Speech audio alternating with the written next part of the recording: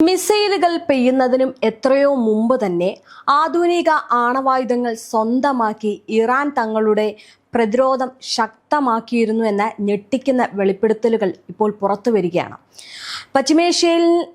പശ്ചിമേഷ്യൻ മണ്ണിൽ അമേരിക്കയും ഇസ്രയേലും ആക്രമണം തുടങ്ങുന്നതിന് തൊട്ടു മുമ്പ് തന്നെ ഇറാൻ തങ്ങളുടെ ആദ്യ ആണവായുധം പൂർത്തിയാക്കിയിരുന്നു എന്ന ട്രംപിന്റെ മുൻ സുരക്ഷാ ഉപദേഷ്ടാവ് ജോൺ ബോൾട്ടന്റെ മുന്നറിയിപ്പ് ഒരു രാഷ്ട്രീയ ബോംബായിട്ടാണ് അമേരിക്കയിൽ പതിച്ചിരിക്കുന്നത്. അമേരിക്കയും സഖ്യകക്ഷികളും തങ്ങൾക്കെതിരെ ആക്രമണത്തിന് പദ്ധതിയിടും മുമ്പ് തന്നെ ലോകം അറിയാതെ ഇറാൻ തങ്ങളുടെ ആദ്യ ആണവായുധം പൂർത്തിയാക്കിയിരുന്നുവെന്ന വസ്തുത ഇറാന്റെ അതിശക്തമായിട്ടുള്ള തന്ത്രപരമായിട്ടുള്ള വിജയമായിട്ടാണ് ഒരു വിഭാഗം നിരീക്ഷകർ ഇതിനെ നോക്കിക്കാണുന്നത്. നോക്കിക്കേ, എത്ര വലിയ വെളിപ്പെടുത്തലാണ് അദ്ദേഹം നടത്തിയിരിക്കുന്നതെന്ന്. ഉപരോധങ്ങളുടെ ചങ്ങലകളെ തകർത്തെറിഞ്ഞ് ഉത്തര കൊറിയൻ സാങ്കേതിക വിദ്യയുടെ കരുത്തിൽ ശത്രുക്കളുടെ കണ്ണിൽ പൊടിയിട്ട് ഇറാൻ പടുത്തുയർത്തിയ ഈയൊരു ആണവക്കോട്ട പശ്ചിമേഷ്യയിലെ ശക്തി സമവാക്യങ്ങളെ എന്നേക്കുമായിട്ട് തിരുത്തിക്കുറിച്ചിരിക്കുന്നു. അതായത് 72 മണിക്കൂറിനുള്ളിൽ ഉത്തര കൊറിയയിൽ നിന്ന് റഷ്യ ആകാശപാത വഴി ആണവായുധങ്ങൾ രാജ്യ തലസ്ഥാനമായിട്ടുള്ള ടെഹ്റാനിൽ എത്തിക്കാൻ ഇറാൻ കാണിച്ച ചടുലത അമേരിക്കൻ ഇന്റലിജൻസിന്റെ പരാജയത്തെ കൂടിയാണ് എടുത്തു കാണിക്കുന്നത് എന്ന് ഒരു വിഭാഗം നിരീക്ഷകർ പറയുകയാണ്. എത്ര വലിയ പ്ലാനിംഗ് ആണ് ഇറാൻ നടത്തിയിരിക്കുന്നത്! ആ ഒരൊറ്റ കാര്യം മതി, ഉത്തര കൊറിയയിൽ നിന്ന് വരുന്ന ആണവ ബോംബ്. അത് മതി ഈ പറയുന്ന ഇസ്രയേലിനെ അമേരിക്കയും തീർക്കാൻ. തങ്ങളുടെ പരമാധികാരത്തിന് നേരെ വരുന്ന ഏത് ശക്തിയെയും ചാരമാക്കാൻ ശേഷിയുള്ള ഒരു വൻ ശക്തിയായി ഇറാൻ മാറിയെന്ന ഔദ്യോഗിക കുറ്റസമ്മതമാണ് രാഷ്ട്രീയ നിരീക്ഷകർ ഇതിനെ നോക്കിക്കാണുന്നത്. ഈ ഒരു തുറന്ന പറച്ചിലിൽ നിന്ന് ഒരു കാര്യം വളരെ വ്യക്തമാണ്: പശ്ചിമേഷ്യൻ മണ്ണിൽ ഇനി കളി മാറുകയാണ് എന്നത്. അമേരിക്കയുടെയും സഖ്യകക്ഷികളുടെ ഉപരോധങ്ങളും ഒറ്റപ്പെടുത്താനുള്ള ശ്രമങ്ങളുടെയും ആ ശ്രമങ്ങളെല്ലാം തകർത്തുകൊണ്ട് ഇറാൻ ലോകവേദിയിൽ കൂടുതൽ ശക്തരാവുകയാണ്. ചൈന, റഷ്യ, ഉത്തര കൊറിയ തുടങ്ങിയ വൻ ഈ ശക്തികളുമായിട്ട് ഇറാൻ കെട്ടിപ്പടുത്ത തന്ത്രപരമായിട്ടുള്ള സൗഹൃദം അമേരിക്കൻ ഭരണകൂടത്തെ വല്ലാതെ ഭയപ്പെടുത്തുന്നുണ്ട്. ഇറാൻ ഉത്തര കൊറിയ ബന്ധം നിസ്സാരമായി കാണരുത് എന്ന് ജോൺ ബോൾട്ടന്റെ മുന്നറിയിപ്പ് സത്യത്തിൽ ഇറാന്റെ നയതന്ത്ര വിജയത്തിനുള്ള തെളിവ് കൂടിയാണ്. ഇപ്പോൾ നോക്കിക്കേ, ഈ രൂപപ്പെടുന്ന ചൈന റഷ്യ അച്ചുതണ്ടിൽ ഇറാനും ഉത്തര കൊറിയയും രണ്ട് അതിരുകടന്ന ശക്തികളാണ്. അതിനാൽ അവർ തമ്മിലുള്ള സഹകരണം വളരെ ഭീഷണിയാണ്. അദ്ദേഹം മാധ്യമങ്ങളോട് തുറന്നു പറയുന്ന കാര്യങ്ങളാണ് ഇതൊക്കെ. ഇത്തരം കാര്യങ്ങൾ പറയുമ്പോഴും ഒരു ഭാഗത്ത് അമേരിക്ക ഇസ്രയേലിനും വലിയ രീതിയിലുള്ള ഒരു ഭയം ഉള്ളിൽ തട്ടുന്നുണ്ട്. ഈ പ്രശസ്ത അന്താരാഷ്ട്ര മാധ്യമമായിട്ടുള്ള വിയോൺ ആണ് ഇറാന്റെ ഈ ഒരു തന്ത്രപരമായിട്ടുള്ള മുന്നേറ്റങ്ങളെ കുറിച്ചും പുതിയ ആഗോള സഖ്യങ്ങളെ കുറിച്ചുമുള്ള വിവരങ്ങൾ പുറത്തുവിട്ടിരിക്കുന്നത്. എന്തായാലും തങ്ങളെ തകർക്കാൻ ശ്രമിക്കുന്ന പാശ്ചാത്യ അച്ചുതണ്ടിന് ബദലായിട്ട് ഒരു പുതിയ ആഗോള സമവാക്യം രൂപപ്പെടുത്താൻ ഇറാന് സാധിച്ചിരിക്കുകയാണ്. ചൈനയും റഷ്യ ഉൾപ്പെടുന്ന ഈ ഒരു പുതിയ ശക്തിസേന സഖ്യത്തിൽ ഇറാന്റെ സ്ഥാനം നിർണായകമാണ്. അമേരിക്കൻ ആധിപത്യത്തിന് അന്ത്യം കുറിക്കാൻ ശേഷിയുള്ള ഒരു വൻ ശക്തിയായിട്ട് ഇറാൻ മാറിയിരിക്കുന്നു എന്നതാണ് വാഷിംഗ്ടണിൽ നിന്ന് വരുന്ന ഈ വിലാപങ്ങൾക്ക് പിന്നിലെ യഥാർത്ഥ കാരണം എന്ന് പറയുന്നത്. ഇനി തങ്ങളുടെ ആണവ പദ്ധതികൾ സമാധാനപരമായിട്ടുള്ള ആവശ്യങ്ങൾക്കും രാജ്യത്തിന്റെ ഊർജ്ജ സ്വയം പര്യാപ്തതയ്ക്കും വേണ്ടിയുള്ളതാണെന്ന് ഇറാൻ ലോകത്തിനു മുന്നിൽ ആവർത്തിച്ച് വ്യക്തമാക്കുകയും ചെയ്യുന്നുണ്ട്. അന്താരാഷ്ട്ര ആണവോർജ്ജ ഏജൻസിയുമായിട്ട് പൂർണ്ണമായി സഹകരിക്കുമ്പോഴും രാജ്യത്തിന്റെ പരമാധികാരത്തിന് നേരെ വരുന്ന ഏത് ഭീഷണിയും നേരിടാൻ ഇറാൻ സജ്ജമാണ്. അതാണ് ഇറാന്റെ കരുത്ത്. ശത്രുക്കളുടെ വ്യാജ ആരോപണങ്ങളെ തള്ളിക്കളഞ്ഞ് സ്വന്തം മണ്ണിൽ വിട്ടുവീഴ്ചയില്ലാത്ത പ്രതിരോധം തീർക്കുകയാണ് ഇറാന്റെ ലക്ഷ്യം. കഴിഞ്ഞ വർഷം ഇറാനിലെ ഒരു പ്രധാന ആണവ സമ്പുഷ്ടീകരണ കേന്ദ്രങ്ങളായ ഫോർഡോ, നതാൻസ്, ഇസ്ഫഹാൻ എന്നിവയെ ലക്ഷ്യമിട്ട് അമേരിക്ക നടത്തിയ ആക്രമണങ്ങൾ ഈ ഒരു സംഘർഷത്തെ കൂടുതൽ രൂക്ഷമാക്കിയിരുന്നു. മാത്രമല്ല, ഈ ആക്രമണങ്ങൾ ഇറാന്റെ ആണവ പദ്ധതിയെ പിന്നോട്ടടിപ്പിച്ചു എന്ന് അമേരിക്ക അവകാശപ്പെട്ടുവെങ്കിലും അതിലൂടെ പ്രദേശത്ത് സ്ഥിരത ഉണ്ടാക്കിയില്ല എന്നതാണ് പല വിദഗ്ധരും ഇതിനെ ചൂണ്ടിക്കാട്ടുന്നത്. മറിച്ച് ഇറാനെതിരായിട്ടുള്ള തുടർച്ചയായിട്ടുള്ള സൈനിക സമ്മർദ്ദം പശ്ചിമേഷ്യയിലെ രാഷ്ട്രീയ സുരക്ഷാ സാഹചര്യം കൂടുതൽ അസ്ഥിരമാക്കുകയാണെന്നാണ് അവർ ചൂണ്ടിക്കാട്ടുന്നത്. എത്രയൊക്കെ നിങ്ങൾ തകർക്കാൻ നോക്കിയാലും ഇറാൻ അതിൽ നിന്നെല്ലാം എഴുന്നേറ്റ് വരും. കാരണം അവർക്ക് അത്രയേറെ ഒരു ധൈര്യമുണ്ട്, അതുപോലെ തന്നെ അവർക്ക് അതിൻ്റെതായ ഒരു കരുത്തുമുണ്ട്. അവരുടെ മണ്ണിൽ തൊടാനോ അല്ലെങ്കിൽ ആ മണ്ണ് കൊണ്ടുപോകാനോ ഒരിക്കലും ഇറാൻ അനുവദിക്കത്തില്ല. ഇതെല്ലാം നടക്കുമ്പോഴും ഇറാനിലെ ഒരു ആഭ്യന്തര രാഷ്ട്രീയ സാഹചര്യവും പുതിയ ചർച്ചകൾക്ക് വഴിവെച്ചിരിക്കുകയാണ്.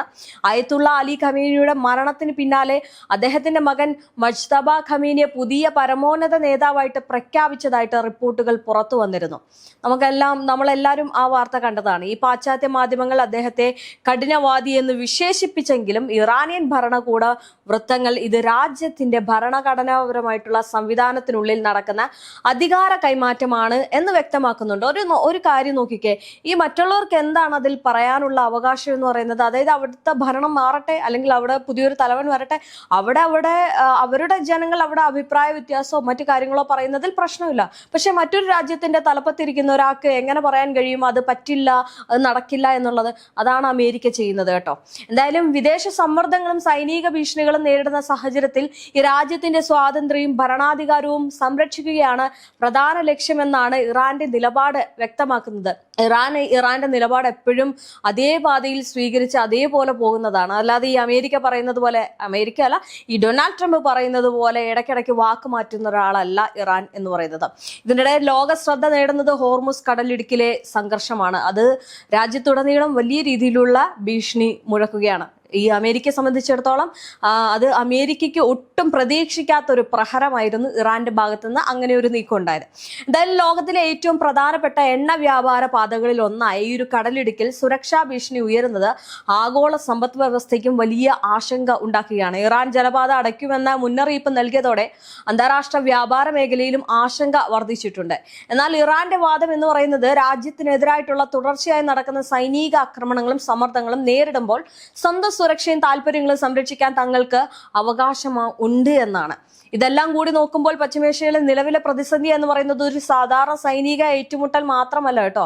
ഈ വിദഗ്ധർ പറയുന്നതും ഇത് തന്നെയാണ്. മറിച്ച് ആഗോള ശക്തികൾ തമ്മിലുള്ള വലിയൊരു ഭൗമരാഷ്ട്രീയ പോരാട്ടത്തിന്റെ ഭാഗമായിട്ടാണ് ഇതിനെ അല്ലെങ്കിൽ കണക്കാക്കുന്നത്. ഇത് മാറിക്കൊണ്ടിരിക്കുന്നതും അങ്ങനെയാണ്. ഇറാനെതിരായിട്ടുള്ള ആരോപണങ്ങളും ഈ സൈനിക നടപടികളും ഒക്കെ പ്രദേശത്ത് സമാധാനം കൊണ്ടുവരുന്നതിനേക്കാൾ കൂടുതൽ അസ്ഥിരത സൃഷ്ടിക്കുമെന്ന ആശങ്കയും ഉയരുന്നുണ്ട്. ഈ സാഹചര്യത്തിൽ യുദ്ധത്തിനേക്കാൾ നയതന്ത്രപരമായിട്ടുള്ള ചർച്ചകളും അന്താരാഷ്ട്ര ഇടപെടലുകളും മുഖേന ഈ പ്രശ്നങ്ങൾ പരിഹരിക്കേണ്ടത് അനിവാര്യമാണ് എന്നതാണ് പല രാജ്യങ്ങളുടെയും നിലപാട്. ആഗോള രാഷ്ട്രീയ ഭൂപടത്തിൽ ഇറാൻ എന്ന പേർഷ്യൻ കരുത്ത് എത്രത്തോളം ആഴത്തിൽ വരും എന്നതാണ് ഈ ഒരു പ്രതിസന്ധി ഘട്ടം തെളിയിക്കുന്നത്. എന്തായാലും നൂതന യുദ്ധതന്ത്രങ്ങളും ചരക്ക് കണ്ണുകളും ഈ പരാജയപ്പെടുന്നിടത്ത് തങ്ങളുടെ രാഷ്ട്രീയ ബോധ്യങ്ങളിലും ഭരണ സംവിധാനങ്ങളിലും ഉറച്ചു നിന്നുകൊണ്ട് ഇറാൻ നടത്തുന്ന ഈ ഒരു അതിജീവന ലോകശക്തികളെ പോലും അതിശയിപ്പിക്കുന്നതാണ്. അതായത് ഇറാന്റെ കരുത്ത് ഇത്രയധികം ഉണ്ടെന്ന് ഒരിക്കൽ പോലും അമേരിക്ക ഇസ്രയേലും വിചാരിച്ചിട്ടില്ല കേട്ടോ. ഈ തകർക്കാൻ വരുന്നവർക്ക് മുന്നിൽ പതറാതെ നിൽക്കുന്ന ഈ ഒരു പേർഷ്യൻ റെസിസ്റ്റൻസ് വരും ദിവസങ്ങളിൽ പശ്ചിമേഷ്യയുടെ രാഷ്ട്രീയ ഭാവി തന്നെ മാറ്റി എഴുതിയേക്കാം എന്നതും ഇതിൽ നിന്ന് നമുക്ക് മനസ്സിലാക്കാം. എന്തായാലും ഈ ഒരു വിലയിരുത്തലുകൾ അടുത്തിടെ തയ്യാറാക്കിയ വിവിധ ഇന്റലിജൻസ് റിപ്പോർട്ടുകളുടെ അടിസ്ഥാനങ്ങളാണെന്നാണ് ഈ വൃന്ദങ്ങൾ ചൂണ്ടിക്കാണിക്കുന്നത്. ആക്രമണങ്ങൾ ശക്തമായിട്ട് തുടർന്ന സാഹചര്യത്തിലും ഇറാനിലെ ഭരണ സംവിധാനങ്ങൾ തകരുകയോ അല്ലെങ്കിൽ ഭരണകൂടം ഉടൻ പതിക്കുകയോ ചെയ്യുമെന്ന സൂചനകൾ ഇപ്പോൾ ലഭിക്കുന്നില്ല എന്നാണ് ഇവർ പറയുന്നത്. ഇതെല്ലാം നടക്കുമ്പോഴും രാജ്യത്തെ ആഭ്യന്തര രാഷ്ട്രീയ സാഹചര്യത്തിൽ വളരെ സങ്കീർണമാണെന്നും ഭാവിയിൽ അവയിൽ മാറ്റങ്ങൾ സംഭവിക്കാമെന്നും വിദഗ്ധർ മുന്നറിയിപ്പ് നൽകുന്നുണ്ട്. നോക്കിക്കേ, എന്തൊക്കെ കാര്യങ്ങളാണ് നടക്കുന്നത്. ഒരു യുദ്ധം വന്നതിലൂടെ ലോകം മൊത്തത്തിൽ സ്തംഭിച്ചിരിക്കുന്ന അവസ്ഥയിലേക്ക് മാറിക്കൊണ്ടിരിക്കുകയാണ്. അതാണ് ഇറാന്റെ മറ്റൊരു മാർഗം, നീക്കം, തന്ത്രം എന്നൊക്കെ വേണമെങ്കിൽ പറയാം.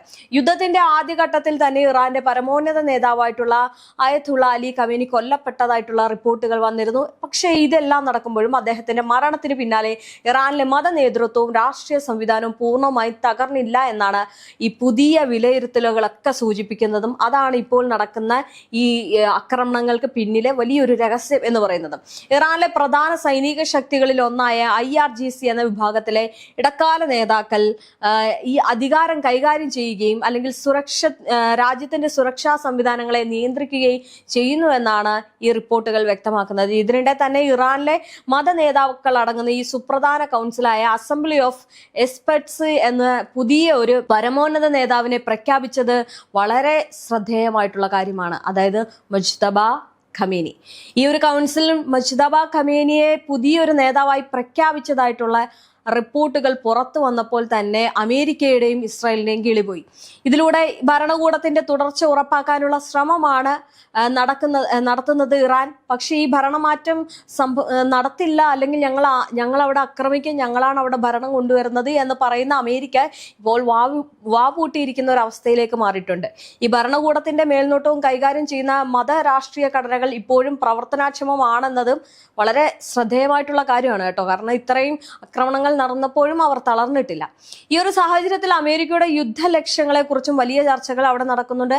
യുദ്ധം ആരംഭിച്ചതിന് പിന്നാലെ തന്നെ അമേരിക്കൻ പ്രസിഡന്റ് ഡൊണാൾഡ് ട്രംപ് ഇറാനിലെ ജനങ്ങളോട് തങ്ങളുടെ സർക്കാർ ഏറ്റെടുക്കാൻ ആഹ്വാനം ചെയ്തിരിക്കുന്നു. എന്നാൽ പിന്നീട് ഇറാനിലെ ഭരണകൂടത്തെ പുറത്താക്കുക എന്നതല്ലാതെ ഈ ഒരു സൈനിക നടപടിയുടെ ലക്ഷ്യമെന്ന് അമേരിക്കൻ ഭരണകൂടത്തിലെ ചില ഉന്നത ഉദ്യോഗസ്ഥർ വ്യക്തമാക്കിയിരുന്നു. ഇതിന്റെ കൂടെ തന്നെ പറയാൻ കേട്ടോ, ഈ സെനറ്റിലും ഒരു പ്രശ്നം നടന്നിരുന്നു.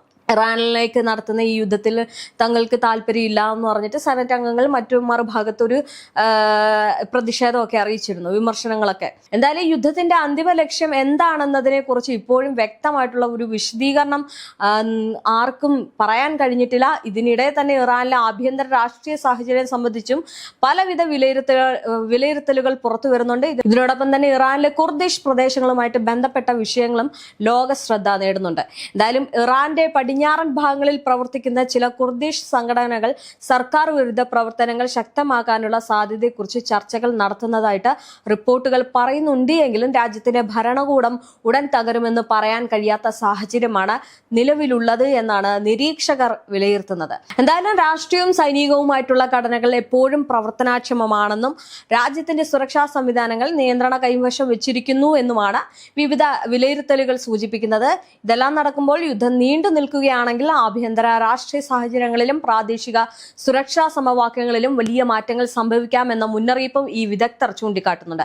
അതായത് അമേരിക്ക പ്രതീക്ഷിച്ച കാര്യങ്ങളല്ല ഇറാന്റെ ഭാഗത്ത് നിന്നുണ്ടാകുന്നത്. ഇറാനെ സംബന്ധിച്ചിടത്തോളം ഓരോ ദിവസം കഴിയുന്തോറും ഈ ആക്രമണത്തിന്റെ ആഘാതം കൂട്ടുകയാണ്, സമ്മർദ്ദം കൂട്ടുകയാണ്. കടലിടുക്ക്, അതേപോലെ തന്നെ ഏറ്റവും എടുത്തു പറയേണ്ട ഒരു കാര്യം എന്ന് പറയുന്ന ഹോർമുസ് കടലിടുക്കിലെ ഈ കപ്പലിനെ അറ്റാക്ക് ചെയ്യുന്ന ഒരു കാര്യം നേരത്തെ വളരെ ഒരു പരിമിതികളൊക്കെ കൊണ്ട് വലിയ പ്രശ്നങ്ങളൊന്നും ഉണ്ടാക്കാതെ ഇറാൻ നിന്നിരുന്നുവെങ്കിൽ ഈ പറയുന്ന രണ്ടാമത്തെ നേതാവ് വന്നതിന് ശേഷം, അതായത് ഈ അയത്തുള്ള അലി ഖമേനിയുടെ മകൻ വന്നതിന് ശേഷം വലിയ രീതിയിലുള്ള തീരുമാനങ്ങളും കടുത്ത തീരുമാനങ്ങളൊക്കെയാണ് എടുക്കുന്നത്. അതിലൂടെ തന്നെ ഈ പശ്ചിമേഷ്യ ആകെ ആളിക്കത്തുന്ന ഒരു സാഹചര്യം, ലോക മൊത്തം ഒരു പ്രതിസന്ധിയിലേക്ക് പോകുന്ന ഒരു രീതിയിലേക്കൊക്കെ മാറുകയാണ്. ഇത് അമേരിക്കയെ സംബന്ധിച്ചിടത്തോളം ചെറിയ കാര്യമല്ല. അമേരിക്കയ്ക്ക് ഏറ്റവും സമ്മർദ്ദം ചെലുത്തുന്ന രീതിയിലേക്കൊക്കെയാണ് ഇപ്പോൾ ഇറാന്റെ നീക്കം എന്ന് പറയുന്നത്. എന്തായാലും ഈ യുദ്ധം എത്ര നാൾ നിൽക്കും എന്നുള്ളത് നമുക്ക് കണ്ടു തന്നെ അറിയാം.